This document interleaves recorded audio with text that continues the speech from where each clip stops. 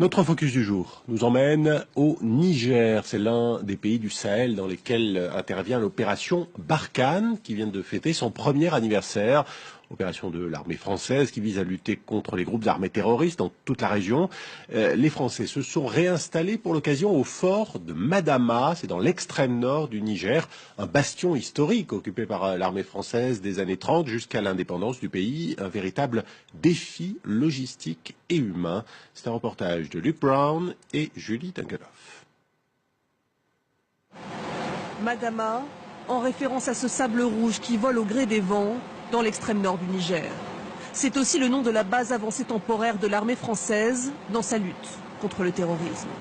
À 80 km de la Libye, une centaine de l'Algérie et du Tchad, sur la transsaharienne, c'est la route des trafics légaux et illégaux. Les conditions sont extrêmes pour les 200 soldats qui occupent le camp. La température peut s'élever jusqu'à 50 degrés. Les tentes sont climatisées. Le premier village se trouve à plus de 300 km. La piste d'atterrissage est donc indispensable pour approvisionner la base. En quelques mois, elle est passée de 800 mètres à près de 2 km. En fait, là, je rebouche les ornières des avions quand ils atterrissent et qu'ils décollent. Mon but, c'est d'entretenir la piste à chaque posée des avions et à chaque décollage. Une vingtaine d'avions atterrissent et décollent de Madama chaque semaine. À leur bord, marchandises, ravitaillement, hommes. Pour entretenir la piste, l'armée n'a d'autre choix que de piocher dans l'environnement désertique, remplacer le sable trop mouvant par la pierre. Nous, ici, là, on récupère essentiellement, c'est ça, de la latérite. On fait des stocks qui, après, nous permettent de durer toujours pour... en but principal, c'est entretenir la piste qui est vraiment le poumon de Madama. Avec la piste, l'autre priorité est l'approvisionnement en eau potable. Madama n'a pas été choisi au hasard. Les Français connaissaient l'existence de nappes souterraines. Nous sommes à 80 km de la frontière libyenne. On est ici un petit peu quelque part au sein de la BAT, dans notre bulle. Le but du jeu, c'est d'avoir une autonomie totale sans avoir à sortir de l'extérieur pour amener de l'eau sur le site. Et pour être autonome, ils creusent jour et nuit.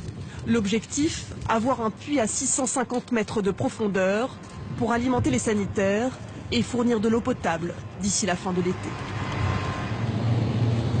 Avec plus de 200 hommes sur des terrains hostiles, Madama s'est équipée d'un hôpital de campagne.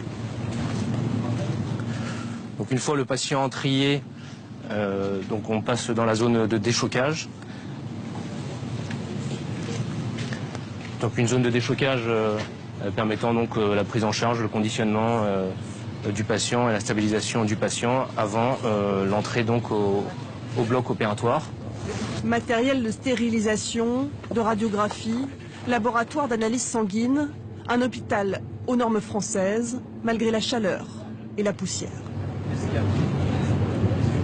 On est en plein milieu du désert, avec des conditions climatiques très difficiles.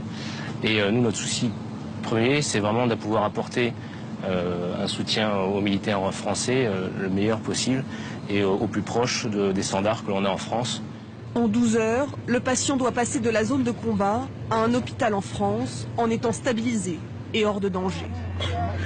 Lorsque le jour se lève ou que la nuit tombe sur Madama, la température réduit de moitié.